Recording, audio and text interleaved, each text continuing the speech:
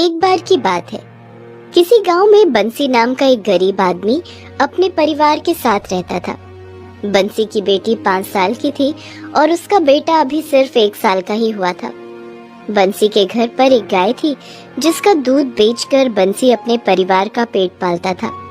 दूसरी तरफ बंसी हनुमान जी का परम भक्त था। उसने एक नियम बना रखा था। वो रोज अपनी कमाई का 1/4 हिस्सा हनुमान जी के मंदिर में दान कर देता था। इस बात से उसकी पत्नी मालती बहुत गुस्सा होती थी। अपने घर में खाने को अनाज नहीं है और इन्हें देखो मंदिर में दान करते फिरते हैं। ओहो, तुमने फिर से रोज की वही पंचायत शुरू कर दी। तो और क्या करूं? हमारे बच्चे बड़े हो रहे हैं, तुम्हें तो इनकी कोई फिक्र ही नहीं है। तुम चिंता मत करो भाग्यवान, हनुमान जी सब संभाल लेंगे। सालों से यही सुन रही हूँ, लेकिन हमारे घर की हालत ज्यों की त्यों बनी है। आस पड़ोस के बच्चे हर त्योहार में नए कपड़े पहनकर घूमते हैं और मेरी बेटी वही फटे पुराने कपड़े पहनकर रहती है। ये सब देखकर मेरा कलेजा जल उठता है। तभी बंसी के दरवाजे पर एक छोटा बच्चा भीख मांगने आ जाता है। खाना दे दो बाबू, बहुत भूख लगी है। ये लो, तुम्हारा चहेता बकासुर भी आ गया। आज मैं इसे नहीं छोड़ूंगी, अभी डंडे से इसकी पिटाई करके इसे भगा देती हूँ। अरे भाग्यवान, जरा शांत हो जाओ। वो बेचारा एक छोटा अनाथ लड़का है। अगर हम उसे 1-2 रोटी दे देते हैं तो इसमें भला हमारा क्या जाता है। जाओ अंदर से 2 रोटी लाकर उसे दे दो। फिर मालती बड़बड़ करते हुए रसोई घर से 2 रोटी लाकर उस छोटे बच्चे को दे देती है। ये ले, ठूस ले, खा खा कर मोटा होता जा रहा है। कहीं जाकर काम क्यों नहीं करता? मेरे घर पर भीख मांगने क्यों आता है? लेकिन वो छोटा बच्चा कोई जवाब नहीं देता और मुस्कुराकर वहाँ से चला जाता है। वहीं दूसरी तरफ गांव से थोड़ी दूर राजमहल में हरिया और दिलावर नाम के 2 कर्मचारी साजिश रच रहे थे। तुम्हें पता है दिलावर, महारानी को बेटा हुआ है। इस खुशी में महाराज 31 दिसंबर की रात हनुमान जी के मंदिर में ढेर सारे सोने और हीरो से बने गहने दान करने वाले हैं। उन गहनों की कीमत इतनी ज्यादा है कि अगर वो गहने हमें मिल जाए तो हम पूरी जिंदगी बैठकर मजे से ऐश कर सकते हैं। फिर तो हमें किसी भी तरह उन गहनों को चुराना होगा। अभी नया साल आने में कुछ दिन बाकी है। हमें आज से ही गहने चुराने की तैयारी शुरू कर देनी चाहिए। हाँ। इस तरह कुछ दिन बीत जाते हैं। फिर एक दिन अचानक बंसी का बेटा बुरी तरह बीमार पड़ जाता है। क्या हुआ वैद्य जी? मेरा बेटा ठीक तो हो जाएगा ना? तुम्हारा बेटा ठीक तो हो जाएगा, लेकिन इसके इलाज के लिए बहुत पैसे लगेंगे। कम से कम 1 लाख रुपए खर्च हो जाएंगे। तुम्हारी हालत देखकर नहीं लगता कि तुम इतनी बड़ी रकम का इंतजाम कर सकते हो। खैर, जब पैसों का बंदोबस्त हो जाए तो मुझे बता देना। इतना कहकर वैद्य वहाँ से चला जाता है। हे भगवान, अब मैं क्या करूँ? 1 लाख रुपए कहाँ से आएंगे? हिम्मत मत हारो भाग्यवान, मैं साहूकार से कर्ज मांग कर देखता हूँ। उसके बाद बंसी गांव के साहूकार के पास पैसे मांगने पहुँच जाता है। क्या कहा? 1 लाख रुपए? तेरा दिमाग फिर गया है क्या, जो मुझसे इतनी बड़ी रकम मांग रहा है? आखिर तेरे पास गिरवी रखने को है ही क्या? तेरे पास एक गाय और टूटा हुआ झोपड़ी है, उसके बदले तुझे इतनी बड़ी रकम कौन देगा? मुझ पर दया करिए साहूकार जी, मेरे बच्चे की जिंदगी का सवाल है। चाहे तो आप मुझसे जिंदगी भर की गुलामी लिखवा लीजिए। अरे अरे छोड़ मेरा पैर। देख, इस तरह की बेतुकी बातें करके मेरा वक्त बर्बाद मत कर। चल भाग यहाँ से। अरे ओ रघु, इस बंसी को धक्के मारकर बाहर भगा दे। फिर साहूकार का नौकर बंसी को ले जाकर सड़क पर पटक देता है। चल भाग यहाँ से, दोबारा दिखाई दिया तो तेरी टांगे तोड़ दूंगा। बंसी रोता हुआ वहाँ से जाने लगता है। अब मैं क्या करूं? साहूकार से ही पैसे मिलने की उम्मीद थी, लेकिन उसने तो साफ इनकार कर दिया। अब तो सिर्फ एक ही रास्ता है, मुझे महाराज से मदद मांगनी चाहिए। उसके बाद बंसी राजमहल के फाटक के पास पहुँच जाता है। फाटक पर खड़े पहरेदारों को बंसी सारी बात बता देता है। देख, महाराज इस वक्त महल में नहीं है। वो किसी जरूरी काम से पड़ोस के राज्य में गए हैं। वो शाम को वापस आएंगे। चल, अब तू जा यहाँ से, शाम को दोबारा आकर देखना। उसके बाद बंसी मन उदास करके वहाँ से चला जाता है। लेकिन दूसरी तरफ हरिया और दिलावर बंसी की सारी बातें सुन लेते हैं। मेरे दिमाग में एक बहुत अच्छा उपाय आया है। हम इस बेवकूफ बंसी का इस्तेमाल करके आसानी से मंदिर के गहने चुरा सकते हैं। उसके बाद सारा इल्जाम बंसी के ऊपर डाल देंगे। इस तरह हम माला माल हो जाएंगे और किसी को हम पर शक भी नहीं होगा। फिर वो दोनों बंसी के घर पहुंच जाते हैं। बंसी, हमें पता चला तेरा बेटा बुरी तरह बीमार है और इसके इलाज के लिए तुझे 1 लाख रुपए की जरूरत है। देख, इस पूरे राज्य में कोई तुझे इतनी बड़ी रकम नहीं देने वाला, लेकिन हाँ, हमारे पास एक उपाय है जिससे तेरे बेटे की जान बच जाएगी। हाँ हाँ, बताइए मालिक, मुझे क्या करना होगा? मैंने अपनी दादी से सुना था कि नए साल की सुबह 4 बजे गांव के मंदिर में हनुमान जी खुद प्रकट होते हैं। अगर तू वहां ठीक समय पर पहुंच गया तो तू हनुमान जी से प्रार्थना करके अपने बच्चे की जान बचा सकता है। ये सुनकर हरिया और उसकी पत्नी दोनों खुश हो जाते हैं और उन्हें उम्मीद की एक किरण दिखाई देती है। फिर 2 दिन बाद 31 दिसंबर की रात आ जाती है। राजा मंदिर में ढेर सारे गहने और एक बड़ा मुकुट रखवा देता है। कल सुबह हम अपनी जनता के सामने इन गहनों और मुकुट को हनुमान जी की मूर्ति पर चढ़ाएंगे। चलिए पुजारी जी, फाटक बंद कर दीजिए। उसके बाद वो सभी वहाँ से चले जाते हैं। दूसरी तरफ हरिया और दिलावर ने मंदिर के पुजारी से पहले ही सांठगांठ कर ली थी, जिस वजह से पुजारी उन दोनों को मंदिर की चाबी पकड़ा देता है। फिर वो दोनों मंदिर के अंदर से सारे गहने और मुकुट चुरा कर वहाँ से भाग जाते हैं। उसके बाद 4 बजते ही अपने परिवार के साथ वहाँ आ जाता है। पिताजी, 4 तो बज गए, लेकिन अभी तक हनुमान जी प्रकट नहीं हुए। हो सकता है थोड़ा समय और लगे, हमें यही इंतजार करना चाहिए बेटी। देखते ही देखते सुबह हो जाती है। लगता है दिलावर ने हमसे झूठ कहा था। चलिए यहाँ से, वरना ठंड के मारे मेरा बच्चा कल का मरता आज ही मर जाएगा। उसके बाद बंसी अपने परिवार के साथ वापस घर लौट जाता है। उन सभी के जाते ही राजा रानी और ढेर सारे लोग मंदिर के पास आ जाते हैं, लेकिन मंदिर से गहने चोरी होने की बात जानकर राजा गुस्से से आग बबूला हो जाता है। महाराज, मैंने सवेरे बंसी और उसके परिवार को चोरी छुपे मंदिर की ओर जाते हुए देखा था। मुझे पूरा यकीन है कि बंसी ने ही गहने चुराए हैं। राजा के आदेश पर तुरंत बंसी और उसके परिवार को वहाँ बुलाया जाता है। क्यों रे बंसी, मैं तो तुझे हनुमान जी का परम भक्त समझता था, लेकिन तूने हनुमान जी के मंदिर में ही चोरी कर ली। अब तुझे इसकी सजा मिलेगी। ये आप क्या कह रहे हैं पुजारी जी? मैंने कोई चोरी नहीं की।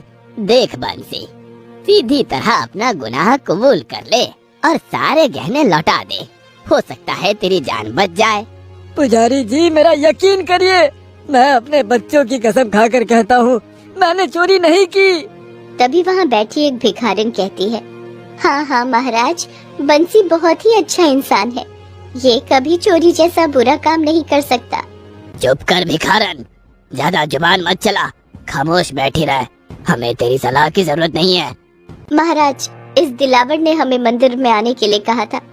इसका कहना था कि नए साल की सुबह 4 बजे हमें हनुमान जी के दर्शन होंगे और वो हमारे बीमार बच्चे को पूरी तरह ठीक कर देंगे। देखा महाराज, चोर की पत्नी मुझ पर झूठा इल्जाम लगा रही है।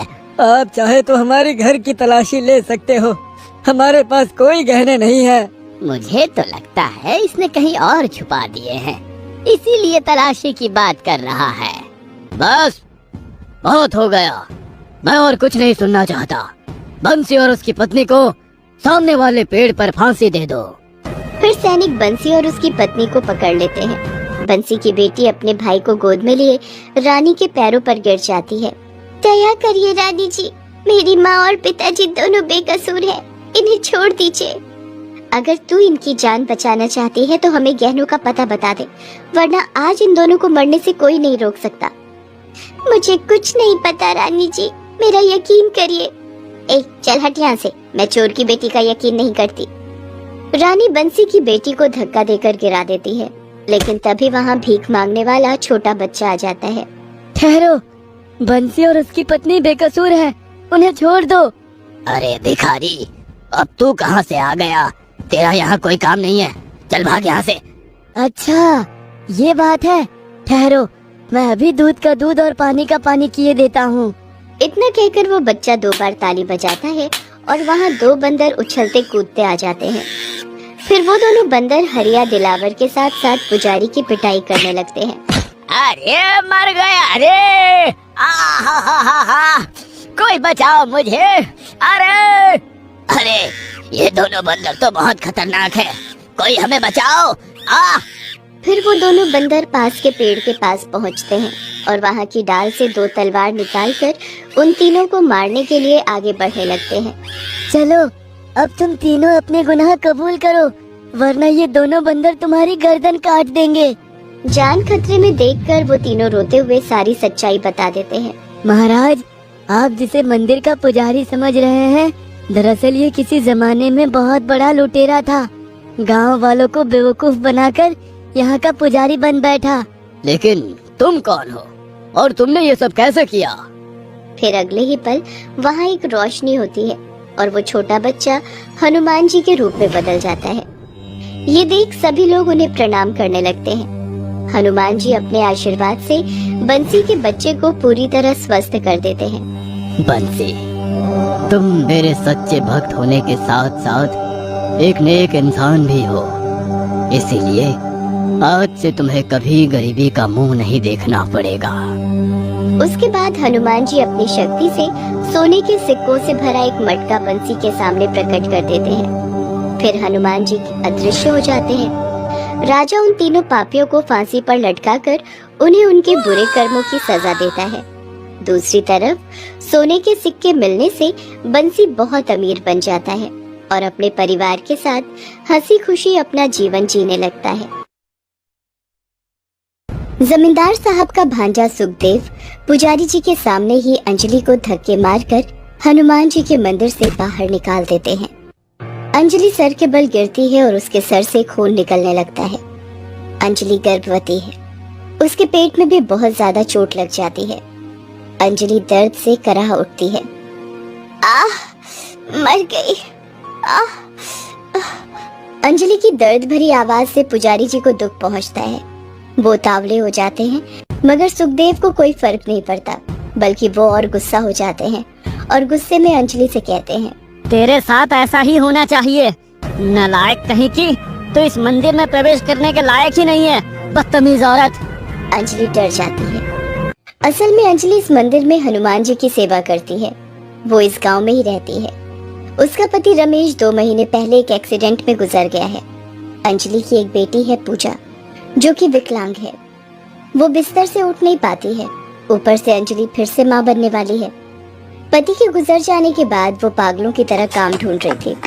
काम के लिए वो इस गांव के जमींदार भानु प्रताप के पास गई और रोते हुए बोली, जमींदार साहब, मुझे कुछ काम दीजिए, वरना मेरे बच्चे मर जाएंगे। मैं माँ होकर ये होते हुए कैसे देख सकती हूँ। ठीक है, गांव में हनुमान जी का एक मंदिर है, तुम वहाँ पे पूजा पाठ में पुजारी जी की मदद करो। उसके बदले तुमको और तुम्हारी बेटी को 2 वक्त का खाना मिलेगा। आपका बहुत बहुत धन्यवाद जमींदार साहब। अंजलि हनुमान जी की भक्त है, इसीलिए इस काम से वो बहुत खुश होती है। इसके बाद अंजलि मंदिर में काम पर लग जाती है। अंजलि रोज समय पर मंदिर पहुंचती है और सारा काम कर देती है। पुजारी जी अंजलि के काम से बहुत खुश होते हैं, मगर जमींदार साहब के भांजे सुखदेव को ये पसंद नहीं आता है, क्योंकि सुखदेव मंदिर में हमेशा पड़ा रहता है और हनुमान जी की पूजा का प्रसाद खरीदने के लिए दिए हुए पैसों से कुछ पैसे छुपाकर घर ले जाता है। अंजलि के होने से उस काम में उसे दिक्कत हो सकती है, इसीलिए पहले ही दिन सुखदेव अंजलि के ऊपर गुस्सा है। ऐसे कुछ दिन बीत जाते हैं। एक दिन अंजलि को आने में थोड़ी देर हो जाती है। आ गई बेटी, मैं तेरा ही इंतजार कर रहा था। मगर सुखदेव अंजलि के ऊपर गुस्सा हो जाता है। अरे कामचोर, ये कोई समय हुआ आने का? हनुमान जी की पूजा समय पर नहीं हुई तो सब कुछ खत्म हो जाएगा। तुझे इतना भी नहीं पता क्या, मूर्ख औरत कहीं की। क्षमा कीजिएगा, बेटी को खाना खिलाते खिलाते देर हो गई, आगे से नहीं होगा। अंजलि माफी मांग लेती है और उसके बाद मंदिर की सफाई में लग जाती है। तभी वहाँ पर जमींदार साहब आते हैं और पूजा के फल खरीदने के लिए पुजारी जी को पैसे देते हैं। पुजारी जी, ये लीजिए 400 रुपए, बाजार से बढ़िया फल खरीद के लाइएगा। जी जमींदार साहब। जमींदार साहब वहाँ से चले जाते हैं। उसके बाद सुखदेव पुजारी जी से वो पैसे ले लेता है और अंजलि को बुलाता है। ए अंजलि, इधर आ, ये ले 200 रुपए, जा बाजार से अच्छे फल खरीद कर ला। 200 रुपए? मगर जमींदार साहब ने तो 400 रुपए दिए। ए, वो देखना तेरा काम नहीं है, जितना बोला गया उतना कर, नहीं तो धक्के मारकर इस मंदिर से निकाल दूंगा। अंजलि डर के मारे वहाँ से चली जाती है। वो बाजार से 200 रुपए के फल खरीद कर लाती है और फिर पुजारी जी हनुमान जी की पूजा शुरू करते हैं। जमींदार साहब भी पूजा में शामिल होते हैं। मंदिर के बाहर भक्तों की लाइन लग जाती है। गांव के सभी लोग प्रसाद लिए आए हुए हैं। अंजलि हनुमान जी के लिए भजन गाती है। आरती कीजिए हनुमान लला की, दुष्ट दलन रघुनाथ करा की। आरती कीजिए हनुमान लला की, दुष्ट दलन रघुनाथ करा की। ऐसे ही सभी मिलकर बड़ी शांति से हनुमान जी की पूजा संपन्न करते हैं। उधर स्वर्ग से भगवान राम, सीता मैया और हनुमान जी के साथ ये दृश्य देख रहे हैं। अंजलि का गाना सुनकर तीनों मोहित हो जाते हैं। वाह, इसकी आवाज तो बड़ी मीठी है। हाँ, आपने बिल्कुल सही कहा स्वामी। क्या सुर है इसकी आवाज में। मैं तो मुग्ध हो गया, मैं मोहित हो गया, सम्मोहित हो गया। हनुमान, हाँ प्रभु। तुम्हें पता है कि इसकी आवाज में ये गाना इतना मीठा क्यों लग रहा है? क्यों प्रभु? क्योंकि ये पूरे मन से तुम्हें पुकार रही है। यही तुम्हारी सच्ची भक्त है। बाकी सब तो भक्त होने का दिखावा करते हैं। मुझे पता है प्रभु, इसका नाम अंजलि है। ये बहुत ही गरीब है, मैं इसकी मदद करूँगा। हनुमान जी ये सब कह ही रहे थे, तभी उन्होंने देखा कि मंदिर में कुछ बातचीत हो रही है। भक्तों में प्रसाद बांटा जा रहा है। अंजलि, जाओ जाके सभी में ये फल बांट दो। अंजलि भक्तों में फल बांटती है, मगर कुछ ही लोगों को फल मिलता है। ये क्या, प्रसाद खत्म हो गया? ये क्या बात हुई जमींदार साहब? हाँ जमींदार साहब, हम सारा काम छोड़कर हनुमान जी की पूजा के लिए आए और हमें प्रसाद भी न मिले, ये तो गलत बात है। ये देख और सुनकर जमींदार साहब गुस्सा हो जाते हैं। वो पुजारी जी से पूछते हैं। पुजारी जी, मैंने आपको फल खरीदने के लिए 400 रुपए दिए थे, मगर 400 रुपए में फल तो बहुत आते हैं, तो फिर ये कम क्यों पड़ रहे हैं?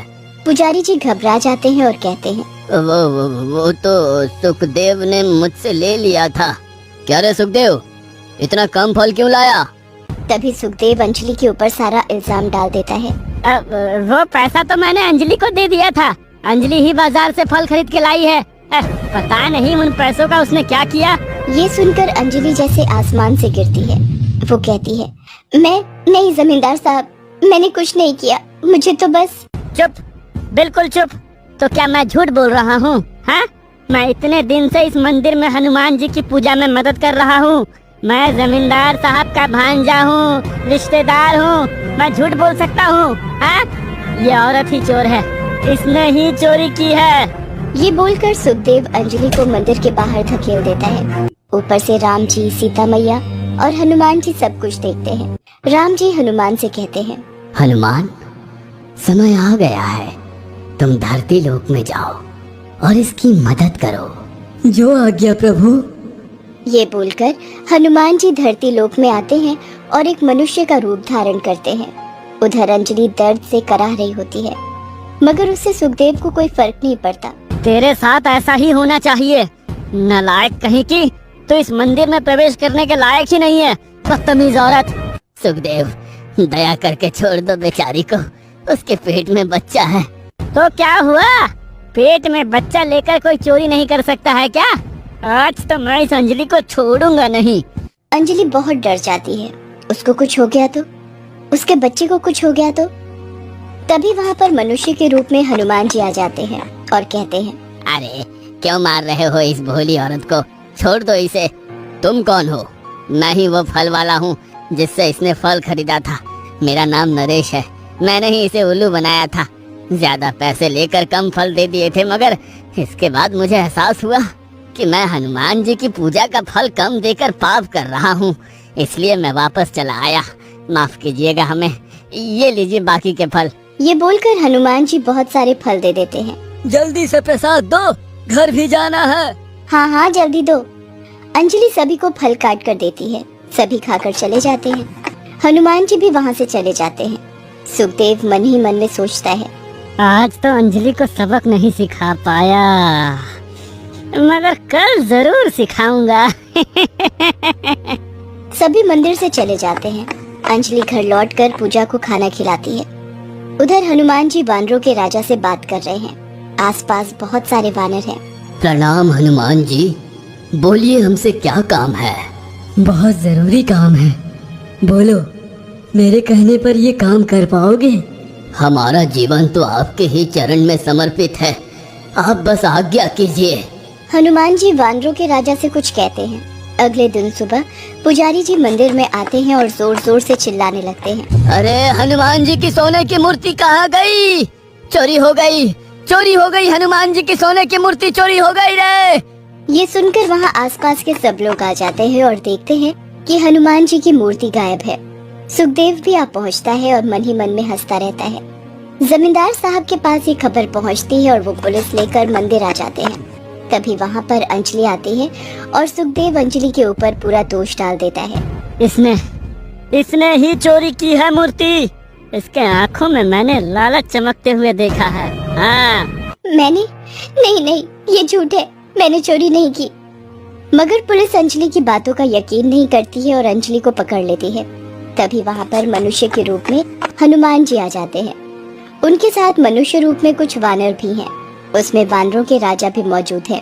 नहीं, ये चोरी अंजलि ने नहीं की है, ये चोरी हमने की है। मगर तुम चोरी करके वापस क्यों आए हो? क्योंकि हमें हमारी गलती का एहसास हो गया है, गिरफ्तार कर लीजिए हमें। पुलिस अफसर अंजलि को छोड़कर हनुमान जी और उनके साथियों को गिरफ्तार कर लेते हैं और जेल में बंद कर देते हैं। उधर सुखदेव अपने घर में मन ही मन में बहुत खुश है। वो हनुमान जी की सोने की मूर्ति के पास बैठा हुआ है। वाह, किसी को पता ही नहीं चला कि ये मूर्ति मैंने चोरी की है। अब इसे बेचकर बहुत पैसा होगा। तभी वहाँ वानरों का झुंड आता है और सभी सुखदेव के घर में घुस जाते हैं और फिर उसके हाथ पैर खींचने लगते हैं। सुखदेव के बाल पकड़कर खींचते हैं। अरे ये क्या हो रहा है? इतने सारे वानर कहाँ से आ गए? छोड़ो मुझे, छोड़ो। तभी वहाँ मनुष्य के रूप में हनुमान जी आते हैं। अरे तुम तो जेल चले गए थे, फिर इस वक्त यहाँ कैसे आए? हम तो हर जगह हैं। ये बोलकर हनुमान जी असली रूप में आते हैं। सुखदेव आश्चर्यचकित हो जाता है। हनुमान जी, आप? तू मनुष्य के नाम पर कलंक है, तेरे मन में लोभ भरी है। तूने अपने फायदे के लिए एक निर्दोष पर झूठा आरोप लगाने की कोशिश की। तेरे पाप का घड़ा भर चुका है। माफ कर दीजिए हनुमान जी, माफ कर दीजिए प्रभु, मुझसे गलती हो गई। माफी तो तुझे मिल नहीं सकती। अभी जा और पुलिस को सब कुछ सच सच बता दे, वरना मेरे गुस्से के बारे में तो तुझे पता ही है। गुस्से में आकर मैंने पूरा लंका जला दिया था। तू तो सामान्य मनुष्य है। सुखदेव तभी पुलिस के पास जाता है और सब कुछ सच सच बता देता है। पुलिस अफसर हनुमान जी को प्रणाम करते हैं। सुखदेव के घर से हनुमान जी की खोई हुई मूर्ति बरामद होती है। सुखदेव को उम्र भर कारावास हो जाती है, साथ ही साथ उसकी दोनों आंखें खराब हो जाती हैं। उधर हनुमान जी अंजलि के सामने प्रकट होते हैं। अंजलि, तुम्हारा मन साफ है, तुम सच्चे मन से हमारी पूजा करती हो। तुम्हारे मन में लोभ नहीं है, तुमसे मैं प्रसन्न हूँ। आज से तुम्हारा सारा दुख खत्म हो जाएगा। पैसों के लिए तुम्हें काम करने की जरूरत नहीं पड़ेगी। तुम्हारी बेटी भी ठीक हो जाएगी। तथास्तु। ये बोलकर हनुमान जी अदृश्य हो जाते हैं। इसके बाद अंजलि के पास बहुत पैसा आ जाता है। उसकी बेटी पूजा भी बिल्कुल ठीक हो जाती है। कुछ महीनों बाद अंजलि को एक बेटा होता है। अंजलि के पास अब किसी भी चीज की कमी नहीं है, मगर फिर भी अंजलि हनुमान जी की पूजा करना नहीं छोड़ती। वो हर रोज मंदिर में पुजारी जी के साथ हनुमान जी की पूजा करती है। गांव के सब लोग उससे बहुत प्यार करते हैं। ऐसे में अंजलि अपने बच्चों के साथ खुशी खुशी जीवन बिता दी। दोस्तों, आप हमारे चैनल को जरूर सब्सक्राइब करें